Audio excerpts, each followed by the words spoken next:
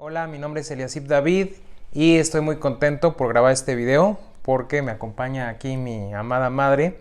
Ya tenía la intención yo de grabar esto y el video se titula Mensaje de paz de una sobreviviente del Holocausto. Entonces yo creo que ya muchos de ustedes más o menos van imaginando por dónde va, y esto va a ser pues a manera de entrevista, a manera de plática. No hay realmente un formato, sino lo que importa es el mensaje. ¿Cómo estás, madre? Pues muy bien, al principio me resistí a esta plática, a esta entrevista. No la quería yo hacer, no es entrevista, es una charla entre un hijo y su mamá. Pero yo no quería tener esta plática porque pensé que, pues, a quién puede importarle algo tan personal, tan familiar, y que no tenía por qué hacerlo público, ¿no? Pero bueno, después me empecé a pensar que era una oportunidad para rendir homenaje a mis padres biológicos que, como quiera, hicieron todo por sacarme de un lugar conflictivo y traerme acá, no obstante que tuvieron que separarse y afrontar muchas cosas tristes. Y también un homenaje a mis padres adoptivos, a las personas que me criaron, que me formaron, y un mensaje de cariño para la familia, pues que fueron mis hermanos, mi abuelita, aunque no lo hayan sido por lazos consanguíneos. Entonces es así como yo lo veo, más que nada, ¿no? No sé si tú quieras preguntarme o yo hablo de manera libre, o cómo le hacemos. Pues tú puedes hablar de manera libre. Tú Bueno. Puedes ver hacia la cámara, me puedes voltear a mí, a ver a mí cuando gustes. Ya te tengo muy visto, Para, para cuando quieras reposar un poco, ¿no? Lo que es la mirada. Claro que sí. Sí, pues a mí me interesaría más que nada comenzar con cómo es que tú te enteras que eres una sobreviviente, porque es algo curioso. Déjenme les comento rápido. O sea, aquí en la casa siempre ella ha tenido como una, yo no le llamaría fijación, sino diría un interés fuera de lo normal cuando se trata del tema del Holocausto, cuando son películas, cuando es un documental, Así es. cuando son programas que son referentes al Holocausto. Mi madre, desde antes de saber que había sido una sobreviviente, siempre le jalaban esos temas. Entonces, cuando ella se entera, es cuando, bueno, decimos, mira, las memorias, ¿no? Con razón. Exacto. ¿Cómo No, fue? y además, por alguna razón, siempre atraje a amigos judíos a mi vida, sin yo buscarlos. Muchachos de la escuela, de mi trabajo, etcétera, ¿no? Pues, ¿cómo fue esto? Mis padres, al parecer, esto me lo dijo mi mamá. Voy a nombrarlos a mis papás adoptivos por sus nombres, lo mismo que a mis papás biológicos, Sí. porque si no, pues nos vamos a perder así en que mi papá fulano y mi mamá perengana, ¿no? Sí. Mis papás biológicos, a decir de mi mamá adoptiva, eran Laura, como yo, y Carl, o Carlos, o Carlic, creo que así le decían. Y mis papás de crianza, mis papás formativos fueron, por un lado, Conchita, la principal de todas, ¿no? Juanito, su esposo. Anita y Carlito, su esposo. La situación es que yo me entero, como dice mi hijo, muchísimo tiempo después de esto. Tenía algunas, pues no sé, algunas sospechas de que yo no era realmente hermana de mis hermanos, o no éramos de los mismos papás, o no era yo, al menos no del mismo papá. Es decir, nunca nos parecimos físicamente, ¿verdad? Somos diferentes. Y una tía, cuando yo tenía unos 14 años más o menos, me dio a entender que mi papá, el esposo de Conchita, Juanito, no era mi papá. Pero no me dijo nada más. Estaba un poco disgustada y bueno, en fin. Son situaciones de familia que ya no tienen ninguna ninguna vigencia, ¿no?, en el presente. Claro. Pero cuando yo me entero de esto, Conchita había tenido una embolia y después tuvo otros episodios parecidos y sintió que se iba a morir y la llevan a un hospital del Seguro Social, al hospital Gabriel Mancera, y yo viviendo aquí en Querétaro me traslado a la Ciudad de México para ir a estar con ella, a cuidarla. Y en uno de esos días me dice, creo que ya me voy y te tengo que decir algo que nunca te dije porque le prometí a la persona que se lo prometí que nunca te lo diría, porque ella me hizo prometerlo. Sin embargo, creo que ya me voy y te tienes que enterar. Porque sí, en alguna ocasión yo le pregunté, ¿y tú eres mi mamá? Juanito es mi papá. ¿Por qué se dio esta situación? ¿Por qué esto otro? Ahorita les voy a decir de qué estoy hablando. Y ella se mostró muy firme, ¿no? Dijo que no hiciera yo caso de lo que dijeran las personas, en fin, que ellos eran mis papás y no había otra. Pero en esa ocasión me empieza a decir, yo y tu papá Juanito no somos tus papás, tampoco Carlitos y Anita. Sí, porque estuviste en dos núcleos. En 2 núcleos familiares hasta los 6 años aproximadamente. Me dice, aquí sucedió una cosa que yo prometía a tu mamá, tu verdadera mamá, me dijo, no decirlo, ella me hizo jurarlo y por lo tanto yo no te comuniqué nada de esto. Pero tú llegaste aquí al país con tu mamá, venían de Italia, había habido, pues creo que un bombardeo, alguna cosa así, me platicó tu mamá, y tu papá, tus abuelos, tanto tu abuelo paterno como tu abuelo materno, eran socios en un negocio y dijeron que era importantísimo que tú y tu mamá salieran de su país y se vinieran las mandaran hacia acá de alguna manera, ¿no? Y así fue. Digo, no voy a entrar en detalles porque si no nos llevaríamos de aquí hasta las 10 de la noche, ¿no? Y como les digo, pues esto, más que nada, pues es un testimonio y es un reconocimiento a mi familia adoptiva y es un homenaje que mis padres... ¿Llegaste de días de nacida? Llegué de días de nacida en el mes de octubre. Yo nací el 19 de octubre de 1943. Y llegué aquí a los pocos días de nacida. Dicho esto por mi mamá Conchita, ¿no? Por Conchita. Me dice que ella trabajaba con un doctor que era algo así como recepcionista, alguna cosa, le atendía el teléfono y demás, en el consultorio a este doctor, y que el doctor le dijo, está aquí una muchacha que viene huyendo de la guerra, es mayor que tú, trae una niña de días de nacida y va a venir a consulta, habla español, porque pues no sé si sus papás ambos hablaban español, pero sé que su mamá sí. Está con don Julián y con doña Verónica. Don Julián al parecer era un judío español, con el que llega mi mamá. Cuando ella me empieza a decir esto, bueno, me di cuenta que iba a ser toda una historia llena de personajes, de situaciones, y que yo no iba a poder, por el impacto y por todo lo que se estaba dando, yo no iba a poder detener los datos. Todos, ¿no? Entonces me voy y pido unas hojitas, allí creo que era la central de enfermeras, sí. Y le digo, espérame por favor, déjame ir escribiendo lo que me dices. Y esto yo lo escribo no en un día, sino en varios días, ¿no? Porque de repente ella como que se fatigaba. Un apunte muy, sí. muy moderno. Sí, no, sí. No, qué barbaridad. Están está numeradas y todo, proyectado, ¿no? todo lo que mi abuela Conchita, para quien se haya perdido un poco el video, mi abuela Conchita es mi abuela quien adoptó a mi mamá, lo que le dijo, ¿no? Claro. Aquí anotaste todo, santo y seña. Sí.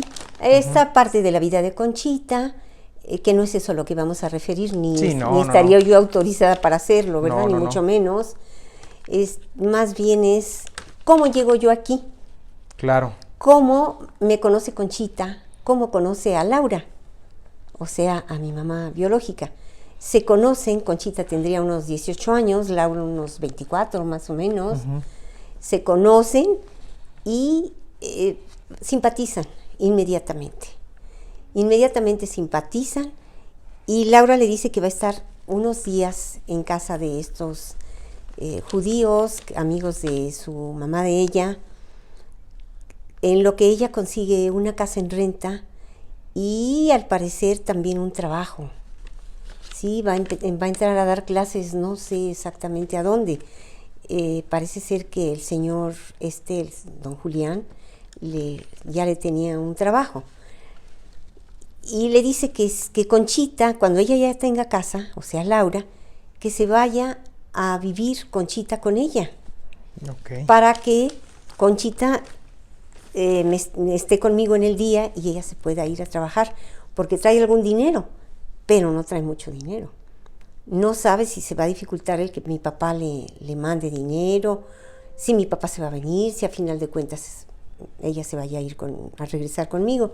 No sabe nada, ¿no? Más o menos eso es lo que me dice Conchita. Yo aquí lo resumo. Y pues Conchita, que vivía con su hermana mayor, Anita, bastante mayor, y Carlitos, el esposo de Anita, bastante mayor, le debe haber llevado como unos 22 años a Conchita. No tenían hijos, ellos no tenían hijos. Veían a Conchita como una hija y eran bastante, pues, rigoristas, ¿no? Con ella. Entonces Conchita, pues, se cae muy bien con Laura y ve la facilidad de ya no estar bajo el cuidado de Conchita, de Anita y Carlitos, sí, que la querían mucho, la cuidaban mucho, pero, pues bueno, no la dejaban actuar con cierta libertad, ¿no? Claro. Entonces, a resumidas cuentas y en resumen, ¿verdad? Más bien, Conchita se va a vivir con Laura, rentan una casa por allí. Esto es, al parecer, en la colonia Condesa, esto ocurrió por allí. Colonia Condesa. Y renta una casa Laura, una casa no muy grande, compra algunos muebles y se lleva a Conchita para que viva con nosotras. Y bueno, se presenta Laura con Carlitos, con Anita, con los vecinos de por allí, que estaban impactados porque estaba allí una muchacha refugiada con una niña recién nacida, que Imagínate, se va a ir a... qué impacto. Sí, que se va a ir a vivir a la casa de una señora que les rentaba casas por allí, locales o no sé qué, a diferentes personas, una señora de nombre Lourdes, doña Lourdes. Entonces ella es la que le renta a mi mamá la casa. Y bueno, pues van todos los vecinos y doña Lourdes y el doctor a conocer a la recién llegada, a la niña, los judíos que habían recibido a Laura y a mí, o sea, a mi mamá. Total que todos se conocen y empiezan las charlas, las tertulias, las meriendas, las pláticas de la guerra. Me cuenta Conchita varias cosas de las que yo no estaba enterada, en fin.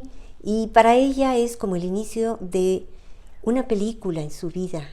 Conchita había sufrido muchísimo, mucho. Y este episodio de su vida es para ella, por lo que me dijo y por lo que yo me di cuenta, algo muy agradable. Bastante agradable. Rodeada de personas, pues, agradables también. Ya no estaba bajo la tutela de Carlitos y Anita. Ellos iban diario a verme porque no tenían niños y se encantaron conmigo, estaban fascinados y todo el mundo me protegía y todo el mundo protegía a Laura. Laura compró un carro usado a través de Carlitos y Carlitos la enseñó a manejar y después pues ya en el carro de Laura pues ya había días de campo y en fin. ¿Cuánto tiempo habrá estado conviviendo Laura, o sea, mi abuela genética, por así decirlo? Ajá, con Conchita. Con Conchita. Aproximadamente entre 9 y 10 meses, entre 8 y 10 meses, por ahí así. O sea, fue... Sí. 10 meses muy movidos. Sí, demasiado. ¿Y qué fue después lo que pasó con Laura? O sea, con tu mamá biológica. Sí, bueno, en eso llega otro judío. Ajá. sí, en eso llega, me dice Conchita, que llega otro judío a la casa igual de don Julián y de doña Verónica. Sí. Él era judío, no sé si doña Verónica también, ¿verdad? Bueno, quién sabe, pero él parece ser que sí, según me dice Conchita. Y que llega otro judío con una chica como de 13 años aproximadamente. Él se llamaba Raúl. Curiosamente, Conchita, de este episodio de su vida, les pone a sus hijos los nombres de las personas que formaron parte de esta historia. Así es. Eso es lo que yo pienso, ¿verdad? No sé si me lo dijo, me dijo tantas cosas que yo ya no sé qué me dijo y qué supuse y qué advertí, ¿verdad?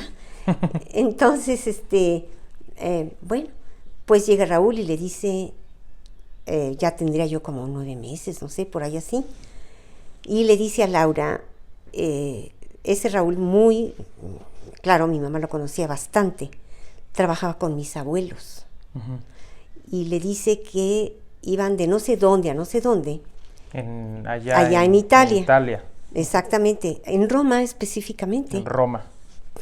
Sí, bueno, un paréntesis, mi abuela materna al parecer era española, ¿sí? Y ella había nacido, y mi madre, mi abuela materna va a ver a unos familiares a una región que yo ni sabía que existía, en Italia, creo que es cerca de Nápoles, se llama Avellino. Avellino. Una hermana mía se llama Avelina. Avelina. Una de sus, sí. de su nuevo núcleo de acá de México, por así decir. Se llama Avelina y se llamaba Avellino. Y allí nace mi mamá, no sé por qué. Bueno, ese es un paréntesis, ¿no? Por eso existe el nombre de Avelina en la persona de mi hermana. Por el pueblo. Por el pueblo, Avellino. Y se regresa con Laura a su casa, en fin, después sucede todo lo demás. Y nos quedamos en que yo, más bien yo tendría como 9, 10 meses y Laura recibe a este hombre, judío. A este hombre judío también, y le dice, íbamos tu papá, tu suegro y yo, y somos alcanzados por una patrulla alemana. Dice, no sé qué pasó con tu esposo, ni con tu suegro, ni con tu padre. No sé si se los llevaron a un campo de concentración, si los mataron. A mí me dieron por muerto. Quiero suponer que los atacaron con armas, ¿verdad? Si a él lo dan por muerto es porque los atacaron y él se ha de haber hecho el muerto. Se hizo el muerto. Entonces unas personas llegaron y se dieron cuenta que no estaba muerto, se lo llevaron y bueno, pues pasaron varios meses hasta que él se recuperó y pudo venirse a América, a México en especial. Y pudo contactar a tu mamá, a Laura. Bueno, contactó más bien, por lo que me dijo Conchita, a don Julián. Ah, don Julián. Él era el que estaba sacando gente de allá y recibiéndola en su casa, ¿no? Entonces, para mi mamá fue un impacto brutal. Para tu mamá Laura. Para mi mamá Laura. Bueno, no sé si dije al principio que mi mamá va al consultorio del doctor porque venía enferma de las vías respiratorias y el doctor pues la recibe allí y la receta y demás y por eso se conocieron Laura y Conchita, ¿no? Y mi mamá empeora terriblemente. Yo creo que sus defensas se fueron al suelo con esta noticia tan fea. Sí, con esta noticia tan brutal, porque mi mamá había estado diciéndole a Conchita que en cuanto terminara todo el conflicto y que pudieran regresar y ella reunirse con su familia, se iba a llevar a Conchita con ella. Que Conchita era una muchacha muy inteligente, muy trabajadora, una muchacha de gran lucha y de gran espíritu, ¿no? Y que todo eso le decía siempre, eres una muchacha de gran lucha, de gran espíritu, no mereces estar aquí. Yo te voy a llevar a Italia conmigo, tú no te quedas aquí, tú ya te vas conmigo. Y Conchita pues tenía esa enorme esperanza, ¿no? De ya no quedarse aquí en México a sufrir, sino que ya se iba con Laura, que era como su hermana, y yo era pues, no sé, como una hija, una sobrina, ¿no? Una pero cosa pues así. no pudo ocurrir. No, Laura empeora, se pone terriblemente enferma, muy enferma, y al grado de que en uno de esos días le da neumonía. Y pues llaman a Conchita, llaman a Carlos, llaman a todos los vecinos que formaban parte de una gran familia que estaba alrededor de Laura y Conchita y mío, ¿no? Y llegan todos porque pues Laura está muy grave. Llega el doctor que pues había visto desde un principio, amigo de todo este grupo, y según recuerda Conchita, él llama a una ambulancia porque la tiene que hospitalizar, porque ella está verdaderamente grave. Y pues no, creo que estaba lloviendo, según recuerda Conchita. Uh-huh. Cuando llega la ambulancia, pues ya Laura había fallecido, ¿no? Pero bueno, antes de fallecer, pues Conchita oyó un llanto muy fuerte, casi un grito, que fue el de Anita, y Carlos, llantos sollozos, en fin. Y pues yo creo que pues le dice bueno, yo ya se supo que ya no alcanzaba, ¿no? Uh-huh. A vivir, que dejaba a Conchita, mami, bueno, que yo quedaba a cargo de Conchita en primer lugar, y de Anita y Carlitos, y ambas, Conchita y yo, a cargo de Carlitos y Anita. Ella había traído algunos documentos en el forro de un abrigo y unas fotos que tenía que quemar Conchita todo. Sí, se pidió que se quemaran todas las posibles pruebas por lo que estaba ocurriendo en ese momento. Pues sí, venían con la paranoia, ¿no? Bueno, no era porque paranoia, aparte pues temor. Había pasado algo allí. Había cercana a la casa a donde todo este núcleo de personas se movía. En México. En México, allí en la Condesa, había una pastelería o dulcería o algo así de unas judías, ¿sí? Era una mamá y su hija. Y ellas tenían una amiga en Tlalpan, que entonces mucha gente tenía sus casas de campo en Tlalpan. Ir a Tlalpan era como ir al campo. Claro. Y ellas se iban con una amiga a Tlalpan de fin de semana. Y dejaban a un muchacho que, según me refirió Conchita, era de Oaxaca y le daban estudios y él las ayudaba allí en todo. Y cuando regresan de su fin de semana en Tlalpan, este chico les dice, pues ya era un adulto joven, ¿no? Uh-huh. Que habían entrado unos hombres que hablaban en otro idioma, que él no sabía qué idioma, y revolvieron todo.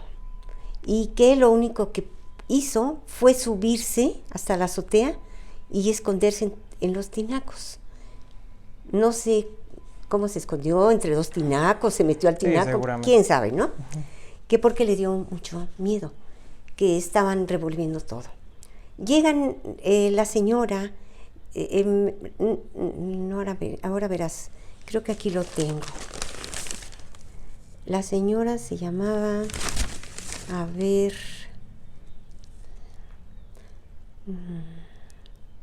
Bueno, en lo que lo busca, pues nada más como comentar que pues para mí parece de película, ¿no? Imagínense una señora joven, que era mi abuela Laura, sí, ya lo encontré, que sale, ¿no?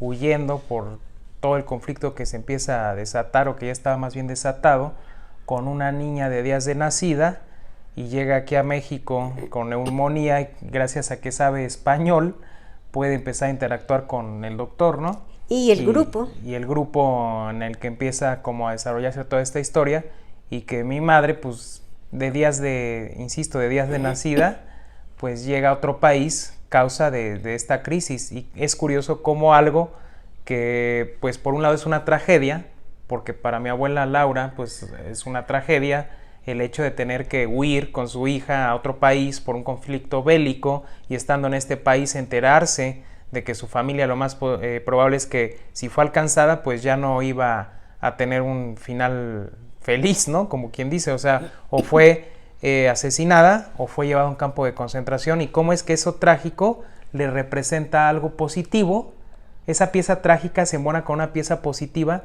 en la vida de otra persona, que es mi abuela, aquí ya la de México, mi abuela Conchita, ¿no? Y bueno, y las demás personas involucradas. Sí, bueno, pues el caso es que no quiero imaginarme la escena.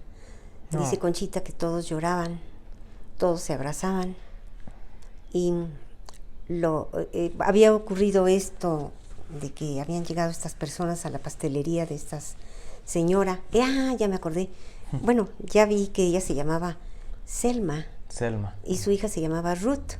Ruth. Entonces, pues Ruth creo que era una muchacha de 20 y tantos años y en fin, llegan ellas de Tlalpan. Ajá. Está todo revuelto, nadie se robó nada, sin embargo entran en pánico. Sí, pues las andaban investigando tal vez. Por alguna razón, yo no sé, ¿verdad? Muchas de estas personas pertenecían, me supongo yo, a la resistencia, ¿no? O quién sabe, no sé. Claro. En una guerra casi todo el mundo juega un rol, ¿verdad? Bueno, lamentablemente sí. Así es, quieras o no. Entonces, pues, a Laura le dio realmente esto pánico.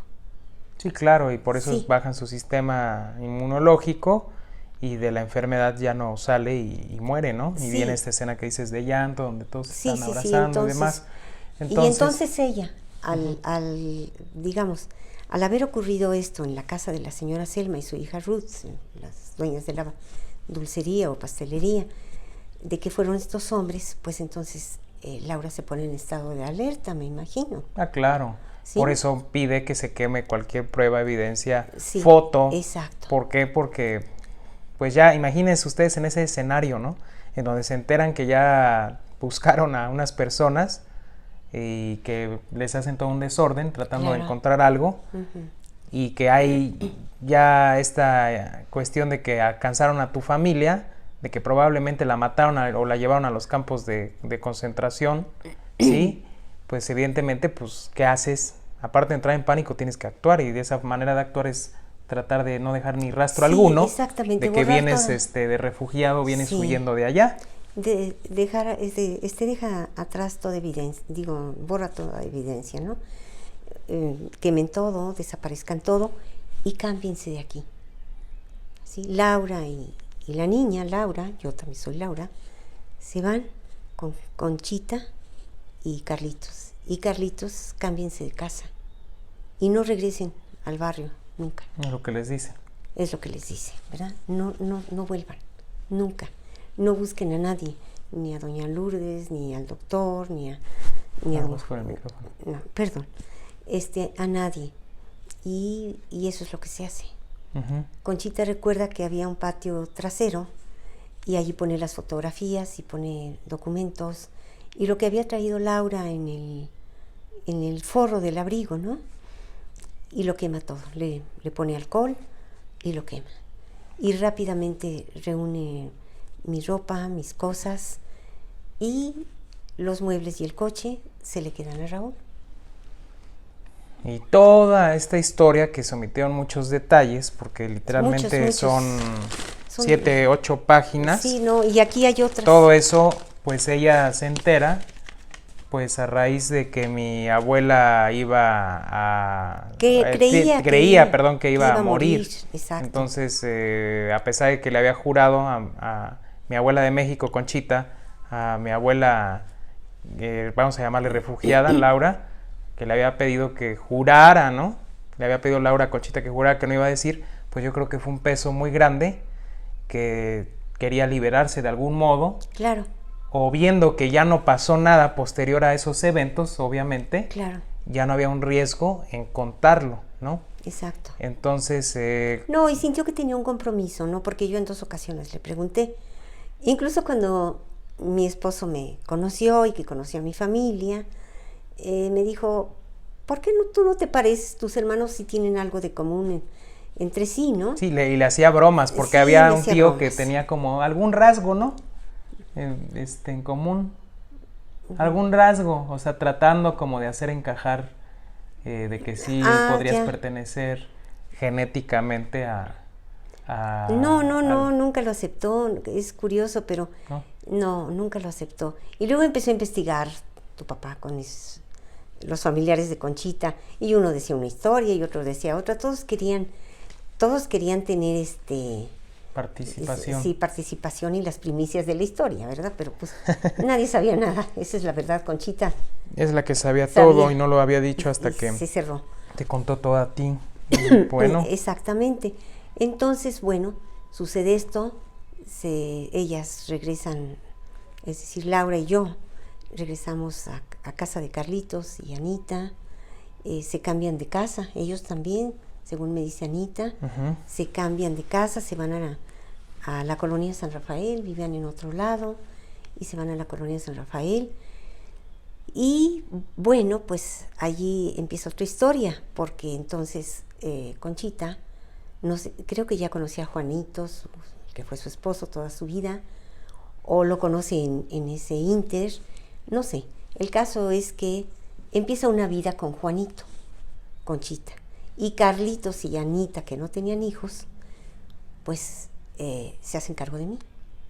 Y Conchita empieza su vida aparte con Juanito. Y yo prácticamente vivo con Anita y Carlitos, y muy ocasionalmente voy a casa de Conchita. Sí, es que mi mamá estuvo como en dos familias. En dos familias. Hasta que finalmente te quedaste. Y yo, bueno, ya cuando tenía unos 5 años, me daba una enorme tristeza porque ya tenía 2 hermanitos, y pues no es lo mismo vivir con 2 hermanitos, y en fin, ¿no?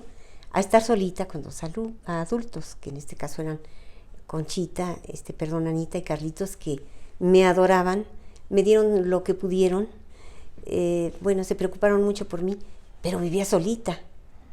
Sí, claro. Y en cambio con Conchita tenía 2 hermanitos, ¿verdad? Cuando ya tenía unos 5 años, más o menos, 4 o 5 años. Y para mí era mucho sufrimiento, la verdad, que estaba con mis hermanitos y no, pues ya te tienes que regresar con Carlitos y Anita. Y ya me había adaptado nuevamente con Carlitos y Anita, y pues ahora te vas unos días con Conchita, porque Conchita quiere que estés con ella. Y el problema también es que ella tiene una memoria desde muy temprana edad. Horrible. ¿Desde qué edad tienes recuerdo? Y bueno, según esto, según me decía Conchita, desde los 11 meses que me compraron una muñeca. Imagínense. Y yo empecé a aprender a hablar, y la muñeca, creo que me leían o me enseñaban un cuento donde salía una... Tenías ya como flashazos, sí, memorias. Flashazos, una tal Brujilda, y yo decía Cuquila, y le puse Cuquila a una muñeca que me regaló Juanito, Ajá. Juanito fue el que me regaló a Cuquila. Digo, después supe que él me la regaló, pero en ese momento nada más la conservé como, no sé, 3 años, quién sabe cuánto. Y bueno, me acuerdo de cuando empecé a caminar, que me agarraba yo de una elefantita de trapo, y sentía yo mucha seguridad de que iba agarrada del elefante, que iba caminando, ¿no? Eso me lo recuerdo. Con esa memoria, si no va a haber sufrido por el hecho de que ya estaba consciente de que la pasaban de un núcleo familiar a otro núcleo, del claro. núcleo donde tenía hermanos a donde no, nada más, como dice ella, eran 2 adultos. Entonces, pues, ¿por qué se cuenta todo esto? Porque precisamente ahorita estamos viviendo momentos tensos. Por la situación mundial, ¿no? Sí, mundialmente siempre, ahora sí que año con año parece que hay un riesgo, ¿no? Yo le comentaba a ella que lo que está, y ella creo que también está de acuerdo, que lo que está ocurriendo en Estados Unidos pues es parte probablemente de una estrategia, no vamos a ahondar en eso, pero que esa estrategia, si se llega a salir de control, ¿sí? Esta estrategia política por parte de Estados Unidos, pues imagínense, ¿no? Lo que puede derivar. Y para mí era muy valioso que ella contara todo esto, de cómo, insisto, cómo mi abuela Laura huye tan joven de Roma hacia México con una niña. Imagínense ese escenario, ustedes en plena guerra, jóvenes, dejan a toda su familia atrás, salen huyendo con uno de los hijos, y totalmente a otra cultura, totalmente a otro contexto, a otro país, a otras costumbres, a pesar de que hubo un buen aclimatamiento, por así decirlo. De todas maneras, psicológicamente debe ser un impacto brutal. Sí, claro. Y como ella, pues de algún modo nosotros sabemos que el inconsciente continuamente está recibiendo toda la información, ¿no? Recibir esa información de de huida de allá hacia acá, y luego de aquí, de la tensión, de lo que está pasando, y aparentemente ya todo está más tranquilo, y de repente se enteran y ella recibe esa información, porque insisto, el inconsciente recibe toda la información de que su familia fue alcanzada, de que ya no la van a ver, y el impacto, ¿no? de también sentir, porque yo creo que claro que el inconsciente o el alma o la esencia, como lo quieran llamar, siente, ¿no? La partida de su madre Laura, y cómo empieza este nuevo episodio en México de estar entre dos familias, ¿no? O sea, creo que es una historia que, como dijo ella, nos podemos aquí aventar otra media hora hablando, o, no, ¿cuál? Como otras 3 horas, pero lo hago ahorita ya a manera de resumen. Primero, bueno, preguntándote si quieres añadir algo más a la historia. Sí, claro, por supuesto que sí. Sí quiero añadir algo más a la historia, porque los personajes que después de la partida de Laura, de su muerte, quedan, y con los que yo me relaciono y con los que yo vivo toda mi vida, son muy importantes. Formativamente hablando, son gente muy importante. Me voy a vivir allá con Carlitos, con Anita, que se preocupan mucho por mí, que Anita me enseña a leer a los 4 años, me compran muchos libros infantiles, de allí mi gusto por la lectura, ¿no? Ellos me empiezan a encaminar por el gusto por la lectura. Ellos cantaban bien, Carlitos tiene una voz así de barítono, muy grave, muy bonita, Anita cantaba bien, se ponían a cantar, también me gustaba cantar. Cuando conocí a mi esposo, pues yo todavía medio cantaba, más o menos, y bueno, fue muy importante para mí.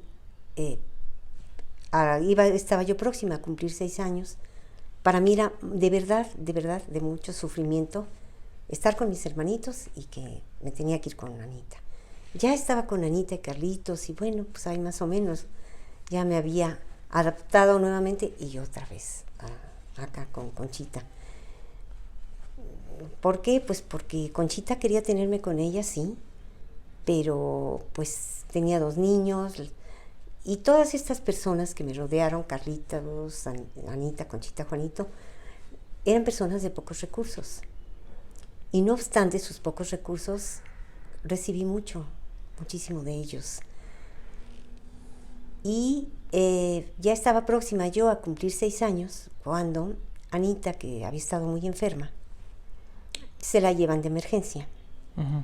Y la anestesian para operarla, como pues se usaba antes y más en nuestro país en ese tiempo.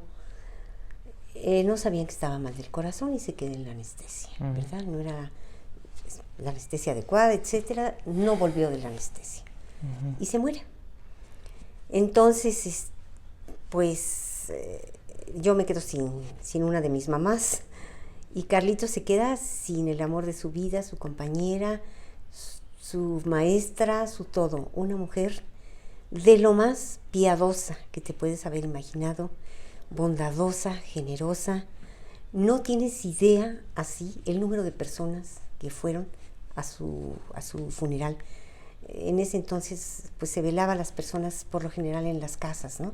Sí. Anita se le veló en la casa de su hermana mayor, de Lupita.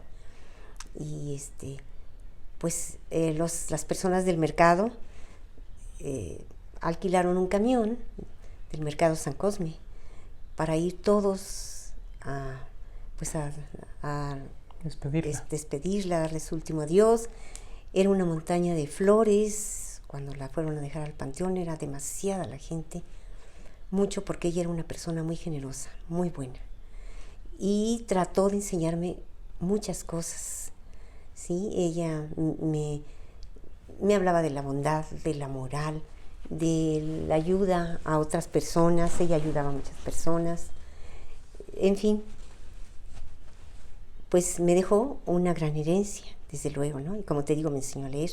Claro. Carlitos se preocupó mucho por mí, también, demasiado. Tuvo que ver mucho en mi educación, en pagar mi escuela, en ser también demasiado firme conmigo y riguroso, ¿eh?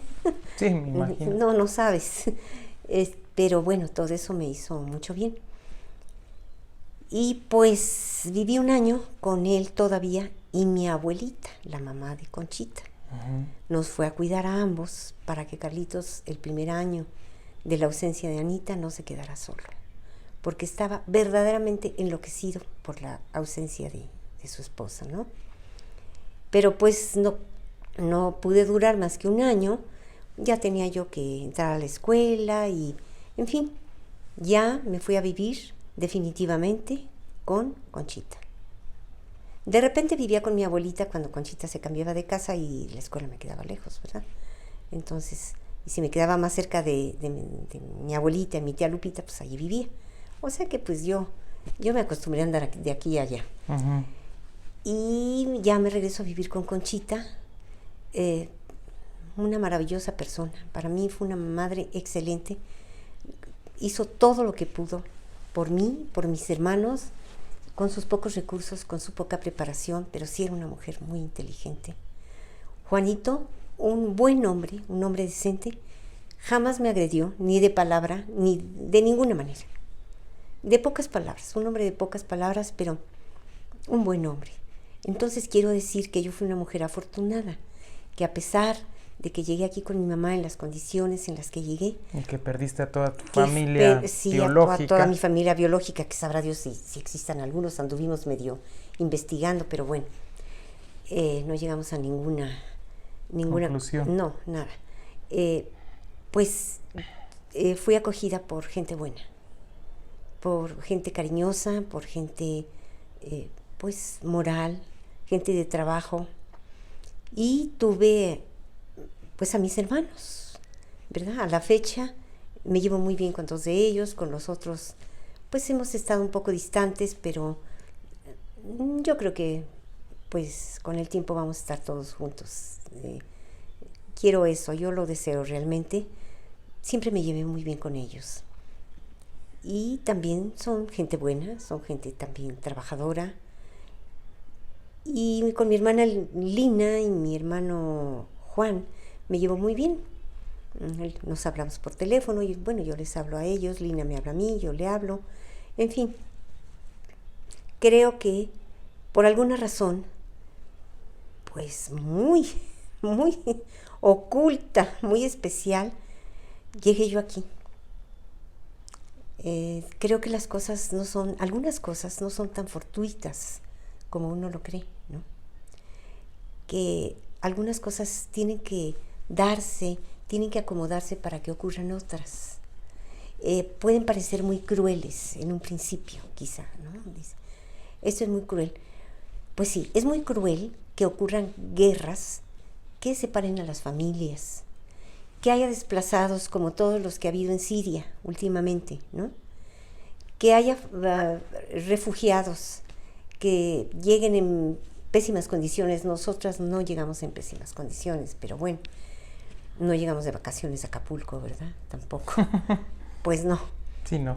Mamá llegó a luchar. Sí, claro. Entonces, eso es terrible. Los gobiernos no se dan cuenta qué tanto dañan.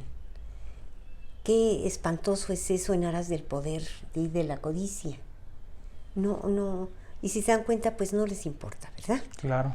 No les importa. Y ahorita que tocas un poco esto de, pues de que no todo es fortuito, de que no todo genera una consecuencia negativa, sino que hay cosas que pueden generar algo positivo.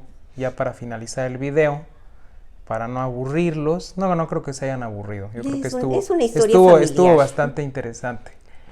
Pero yo siempre así digo, cuando me tardo en un video, digo, espero no aburrirlos. Claro, yo pero hablando de todo esto y viendo cómo es que los acontecimientos se van dando, se pueden dar o cómo están ahorita, con lo que has aprendido, con lo que has leído, con lo que has meditado, soñado, discernido,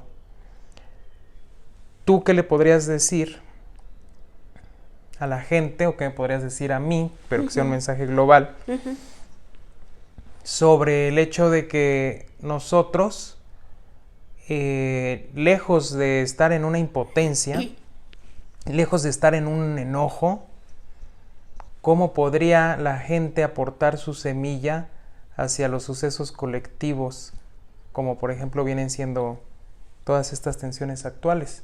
Bueno, yo pienso que ante todo no debemos de ser seres resentidos, porque muchas veces actuamos desde el resentimiento, desde el rencor, y es cuando cometemos los peores errores, ¿verdad?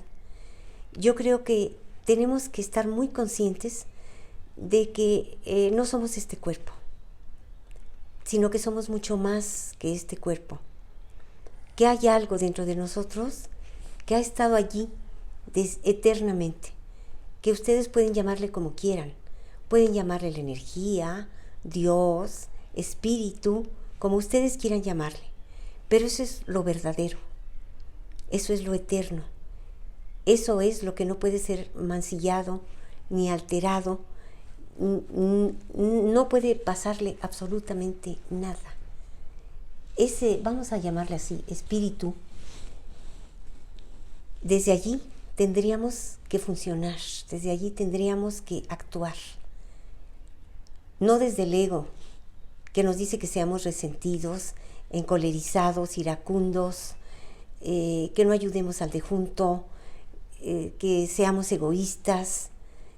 No, nada de eso, sino que vayamos hacia nuestro interior y en esa introspección encontremos lo verdadero, lo que siempre ha estado allí, esperando a que contactemos con ello. Ha estado siempre con nosotros, siempre.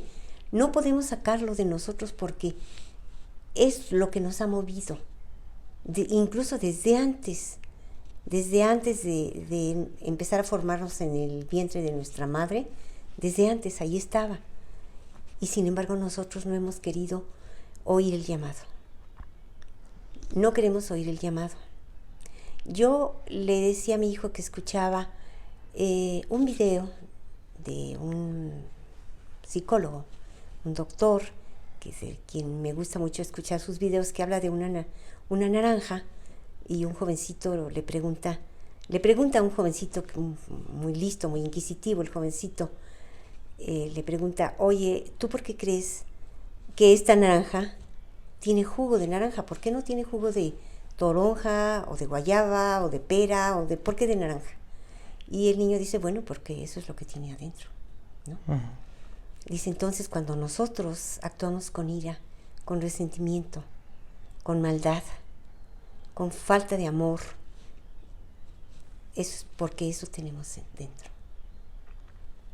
Y si nosotros empezamos a actuar con amor, es porque eso tenemos dentro.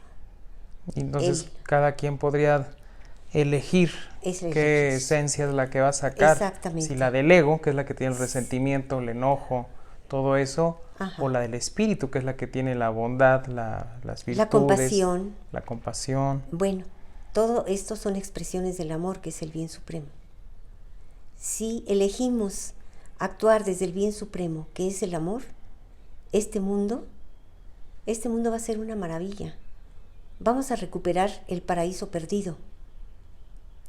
Pero pues todo está en que estemos totalmente conscientes de lo que han dicho muchos sabios. No somos un cuerpo con un espíritu por allí. Somos un espíritu revestido con un vehículo corporal para podernos manifestar en este nivel de conciencia. Así es.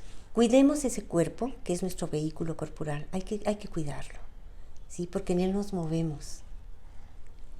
Gracias a este cuerpo podemos ver las flores, podemos ver los árboles, las nubes, la lluvia. Hay que cuidar muchísimo. Escuchar, sentir, sí, todo, la música. Hay que cuidar este vehículo corporal, pero hay que dejar que se manifieste el espíritu, dar gracias desde que abrimos los ojos por toda esta belleza, por todo este amor, por toda esta enseñanza, que bueno, pues algunos capítulos de nuestra vida, algunos episodios son dolorosos, pero no por eso menos didácticos, ¿verdad? Nos enseñan. Dar gracias, ser muy agradecidos con todo lo que hemos recibido en nuestra vida y tratar de obtener lo mejor y pues compartirlo. compartir solo lo mejor. Y lo que había dicho yo en un anterior video, en todo lo que está pasando, en lugar de compartir imágenes que digan la guerra ya empezó, Dios está llorando, momento, Dios no es un humano, no llora. El que llora es uno, claro. El que proyecta el sufrimiento es uno. No digo que haya que ser robots, pero hay que entender que la divinidad es esa potencia que mora dentro de nosotros, y si aquí afuera hubiera un infierno, uno puede ir a un paraíso interno. Claro. ¿Sí? Uno puede ir a una zona de quietud en donde nada de esto afuera de nosotros nos afecte. Y decir también ya el mundo está en guerra es decretar algo que evidentemente yo no creo que la gran mayoría de las personas lo quiera. Entonces decir simplemente que la paz sea, o hay cosas, como dice ella, que tal vez ocurren o tengan que ocurrir en el gran cinematógrafo de la vida, ¿no? En la película de la vida. Y habrá otras cosas que no estén escritas y se puedan reescribir.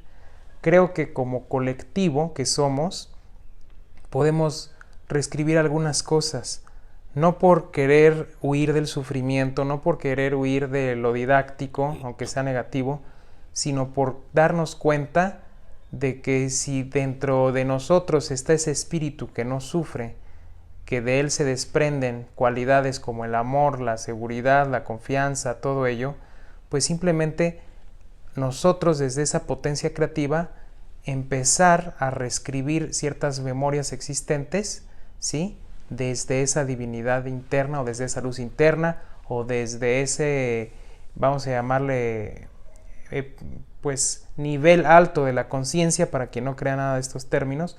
Creo que es muy importante hacerlo, no nada más quedarse en una cuestión de desolación, de impotencia, de enojo.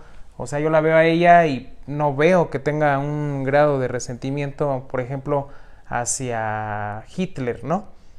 No. Pues obviamente se le parece que fue un ser muy equivocado, terrible figura de la historia, pero ella, que perdió a toda su familia, causa decisiones políticas de una persona que lideró a muchos otros borregos, perdón que lo diga así, no le veo ningún gramo de resentimiento. Al contrario, creo que yo las partes positivas que he aprendido de lo que es perdonar, de lo que es la compasión, a pesar de que tengo carácter fuerte, ¿verdad? A pesar de ese carácter que tengo, pues he aprendido esas cuestiones positivas de ella. Entonces, el mensaje que queremos darles, y ahorita le voy a pasar nuevamente la palabra a mi mamá, es ese, que como alguien que es producto de guerra, porque pues por eso llegó a México, puede, a pesar de las vicisitudes que todos viven desde su infancia hasta su edad adulta, puede extraer de esa manera tan positiva lo que es la lección, lo que es el aprendizaje de la vida, ¿no? E invitar a otros. Eso para mí es pues genial. Y creo yo que dentro de este mensaje que estamos tratando de dar, porque digo, fue una charla, fue que ella contara mucho de su historia, dentro de este mensaje positivo que estamos tratando de dar, es invitarlos a que se enfoque todo lo que está pasando desde una conciencia superior. No digo que no se tenga empatía y compasión por el sufrimiento de otros, pero tu amor debe ser más fuerte para que no sufras, sino para que tú proyectes en acción, en verbo, en pensamiento, en oración, en lo que sea, una vibración más fuerte que eso que está ahí ocurriendo. Si la realidad, insisto, se forma desde la vibración, porque pues es lo que la ciencia nos ha dicho en sus avances, pues hay que ver cómo usamos la vibración de la mente, del corazón, la vibración del espíritu, ¿no? De todas las potencias. No sé qué quieras añadir. Bueno, quiero añadir, ya expresé mi gratitud, mi homenaje a mi familia biológica, a mi familia adoptiva, todos los que estuvieron presentes en mi vida durante toda mi formación, y quiero agradecer a la vida por el extraordinario esposo que tuve, con el que viví casi 50 años, y mis extraordinarios hijos y mi muy querida nuera. Quiero agradecer de verdad con todo mi corazón el haber tenido la dicha de conocerlos, de estar presente en sus vidas y seguir estando, de que estemos unidos, de que tengamos tanta comunicación, que hablemos de tantas cosas. Con mi hijo mayor hablo de unas cosas, con este hijo, el pequeño. Un pequeño de 35 años. El pequeño hablo de otras, con mi nuera hablo de otras, pero tenemos muy buena comunicación. Una familia extraordinaria. De verdad, me siento muy agradecida. Les doy las gracias y les digo que no se van a librar de mí en toda la eternidad. Muy bien. Pues yo ya nada más rematar diciendo que gracias por escucharnos. Espero que pues este testimonio sirva para la gente hoy en día, sobre todo nosotros, porque yo me considero dentro de la generación joven, que la verdad es que luego sufrimos por estupideces que no tienen sentido. Hay gente obviamente que va a estar mejor o peor que tú, pero realmente hay que valorar lo que se está viviendo, y aunque lo que se está viviendo ya sabemos que es un brochazo en el tiempo, no importa, hay que vivirlo con virtud, y de manera paralela siempre hay que ir hacia el interior. Hay que tratar de conectar con esa que decía ella, eso que nos mueve, ese espíritu, esa energía primigenia, ese motor eterno, ese Dios, ¿sí? ¿Por qué? Porque es muy importante. Cuando uno conecta con eso, se percata que, como dice una frase mía que creo que les gusta a muchos de ustedes, por lo que he visto ahí en el Instagram, es que pues sanamos cuando comprendemos que no somos la lámpara que se quiebra, sino la luz que siempre ha estado dentro de ella. Ya nada más como mensaje de paz, reafirmar el hecho de que es absurdo separarse o disgregarse por cuestiones ideológicas. A la fecha, lamentablemente todavía hay gente que odia a los judíos, ¿sí? Y ni siquiera saben la diferencia entre judío, semita, israelí, sionista, hebreo. Nada más oyen el término judío y no lo toleran, ¿sí? Eso ya será tal vez material para otro video, porque tanto cuando llegamos de Ciudad de México por el sismo aquí a Querétaro, pues había ahí una especie de hostilidad hacia la familia. Todavía no sabíamos que mi mamá traía ahí un linaje con los judíos, pero por el apellido de la familia, que es David, bueno, pues ya había un poco de hostilidad. A mí todavía en universidad me llegaron a molestar porque pues me decían PINSHE, porque no puedo decir la grosería, judío, y molestando, ¿no? Y veo que todavía existen grupos lamentablemente contra los judíos. Entonces es un absurdo, o peor aún, dentro de las cuestiones conspiracionistas se cree que el holocausto no existió y que es meramente una creación de la comunidad judía como para simplemente martirizarse y con fines políticos, económicos, etcétera. De hecho, acabamos de ver una película del negacionismo. ¿Todo bien? ¿Todo bien? Déjame tomar agua. Sí, terminé agua con la garganta seca. Entonces vimos una cuestión de risa.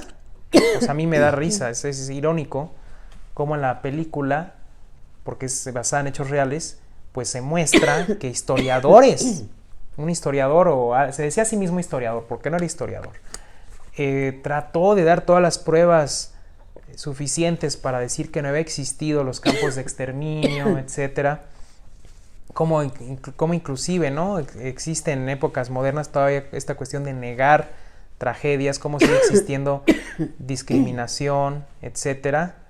Entonces, pues sí decirles que por cuestiones ideológicas no hay que separarse, no hay que atacar. Sí, no nada más es a como, los judíos, por sino ejemplo, a todos. Hay gente, yo conozco gente que en su ignorancia, y lo digo abiertamente, no tolera a los gringos porque cree que todos los gringos, que para empezar a decir gringo y es despectivo, todos los estadounidenses son Trump.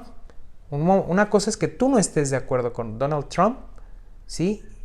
y otra cosa es que lo odies, y otra cosa es que odies a la gente donde él como figura política está gobernando, como figura política, perdón. Entonces igual, una cosa es en su momento Hitler, en el paso de la historia, otra cosa es ahorita el pueblo alemán, otra cosa son los neonazis, y otra cosa es que tú los odies.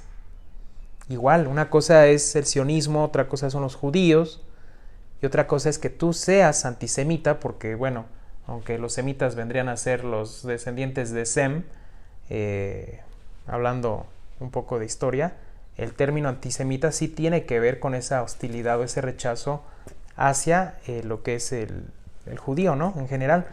Entonces, es un absurdo.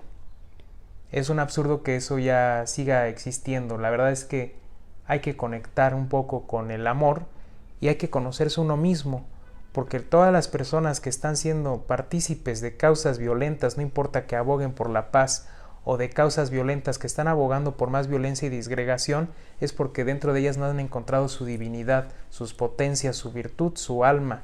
Sí, no hay que, perdón que te interrumpa, no hay que pretextar nada, ni que somos feministas, ni que somos de tal partido. Me van a venir aquí a cerrar el canal las feministas. No, yo digo, está en su derecho de manifestarse toda la gente, pero que lo hagan sin odio. Sí. ¿Sí? Estoy de acuerdo. Pueden manifestarse todos los grupos que quieran. Todo el mundo está en su derecho de ser de un partido Tú como político. mujer podrías decir que estás a favor de los preceptos del feminismo, pero actuados con virtud. Estoy a favor, no nada más de los derechos de las mujeres, sino de los niños, de los ancianos, de toda la gente, del ser humano, ¿sí? Estoy a favor de los derechos humanos. Y digamos que a favor de, no en contra de los hombres. Entonces, que se manifiesten, todos los grupos que se quieran manifestar, que se manifiesten, pero sin violencia. Sí, y aquí yo voy a hacer un paréntesis. No es un ataque, porque yo he tenido discusiones con amistades mujeres, evidentemente feministas, y no lo toman muy bien. Es más, por el hecho de ser hombre ni siquiera me dejan tal vez opinar. Por eso le pedía su opinión a ella, porque ella es mujer. Pero bueno, es un poco absurdo hacer esas separaciones. Pero yo fui un activista político, bastante conocido en su tiempo, y anduve tanto participando en marchas como organizando cosas por mi lado, y anduve gritando consignas y sembrando, quieran que no, eso es sembrar división, sembrar un poco de odio. Pero ¿por qué andaba yo? Ahorita regreso un poco hacia mis etapas pasadas. ¿Por qué hacía todo eso? Pues porque estaba inconforme conmigo. Una parte de mí, claro que quería un cambio, una estructura distinta, quería un camino diferente, pero otra parte de mí estaba en total desacuerdo conmigo mismo, ¿sí? Estaba resentido, con enojo. Entonces, ¿qué hacía? Utilizaba esta parte sana y proyectaba esto en esto. Y muchas veces, lamentablemente, el activismo así es. Lamentablemente el activismo así es, y el video no es de activismo, porque no quiero generar aquí una polémica. Por eso no quería tocar para nada el tema del feminismo, porque ya no puede uno hablar de ciertos temas, porque te ponen en una cruz No, todo el mundo está en derecho y lejos de entender el mensaje, ¿sí? Se botan nuevamente hacia el ego y empiezan a proyectar, ¿no? Empiezan a proyectar una defensa que es muy válida, pero se empieza otra vez a polarizar. Entonces este video no tiene una finalidad de polarizar, es meramente de compartir, como dijo ella. No tiene connotación política, ¿no? De ninguna manera. Rendir un homenaje, que era lo que ella quería también expresar al final. Y por cierto, muchas gracias por lo que dijiste de nosotros, la familia.